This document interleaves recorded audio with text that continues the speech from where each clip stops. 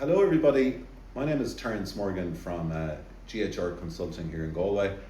We're super delighted about our collaboration with HRLocker. Looking forward to hopefully helping out some business owners and managers in all things HR and training. I want to start this session today speaking a little bit about the focus on training that we've seen recently from the Workplace Relations Commission. I suppose historically, over the years, the WRC have been all about process. It's been all about policy and it's been all about the written word. What we've seen recently with trends is that training, communication of training, and proof that you've carried out the training is absolutely essential now to follow a very good HR practice. Why is this the case? And what has changed in the workplace, you might ask? So, you need to go beyond the paperwork. The paperwork is really the first line of defense. So what I always encourage people to do is, number one, you need to check if you have your policy. Number two, you need to check if it's well written and robust. Number three, you need to check that it's been trained upon. Number four, you need to check that it's been communicated out to all employees. And number five, you need to ensure that you can prove that the training was carried out. We've seen huge change in the area of diversity, of culture in the workplace. We have people now coming from really all over the world to Ireland. So it's really important that all the policies and all the operational stuff is communicated and understood. So the questions you need to look at really is, was it communicated? Was training provided on the relevant policy? Did all the managers understand their responsibilities? Were complaints handled properly? And was there evidence of a proactive culture? These are all the points that the WRC are now looking at should they have the opportunity to give a decision on a hearing. Training really, in a bigger part of that, is now a really important part for leadership development within your business.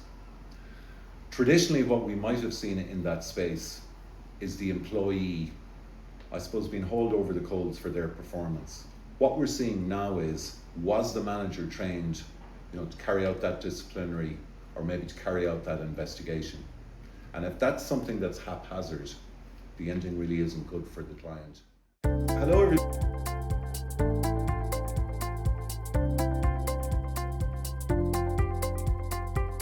So what does meaningful training actually look like in practice for your business? I suppose traditionally we would always looked at training, as a compliance. It was a must do.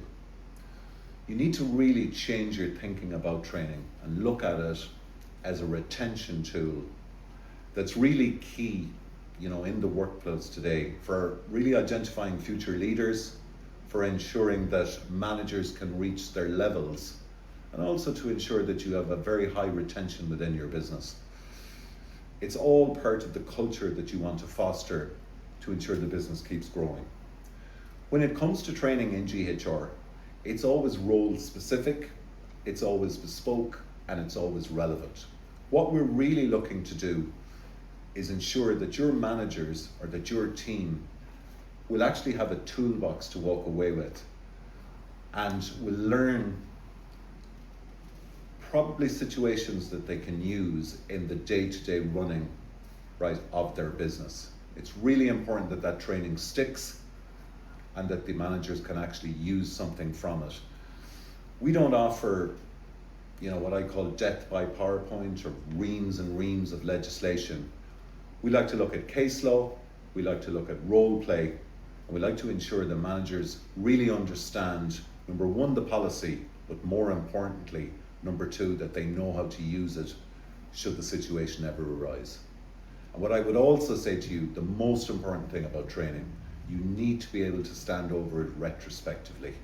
So should a challenge come or a query come, are you really happy that that training stuck and was relevant to the, potential grievance or complaint that may come down the line? So what does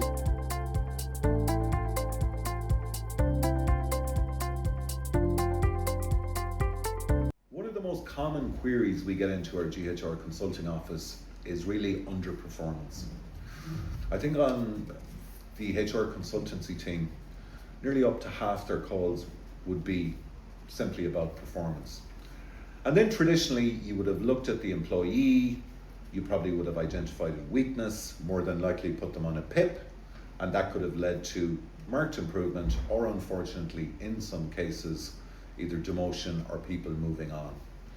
Really, the focus has changed. You need to be looking at your managers. So these are the people who are on the floor from day to day who are dealing with your staff. You really need to ensure that they're trained in the proper manner. It's so important now when new, candidates enter the building, that retention, onboarding, and induction is a really huge part of their day. And the one thing you should remember about your front-facing managers, your front-facing managers are really the representative of the business. And with new hires specifically, they're going to create the first impression. Of all the industries I talk to, I've seen people put, thousands and even hundreds of thousands into machinery, and into process. It's really important that you have a budget for your people, because your people are the most important part of your business, and you want to retain them. You want to ensure they've got a really well-performing team, with a high morale, and everybody can reach their potential.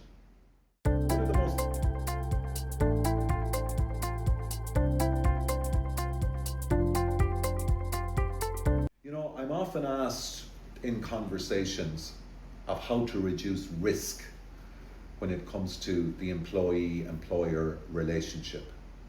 So I'll give you 3 tips on that, which is certainly a starting point for reducing risk.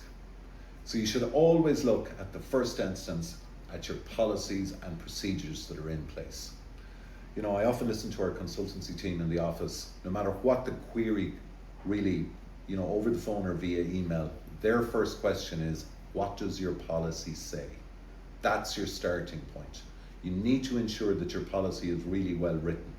And probably back in the day, I would say that would have been enough. However, what the Workplace Relations Commission now are looking at is, number 1, is the policy there? So let's say we've done that. You now need to communicate it, either through a handbook or an intranet or a copy. But the most important thing that we're seeing nowadays is you need to train on those specific policies. That is the key. What that will lead to is an improved culture within the organization, because the employee can see, that the team is really at the heart of everything you do.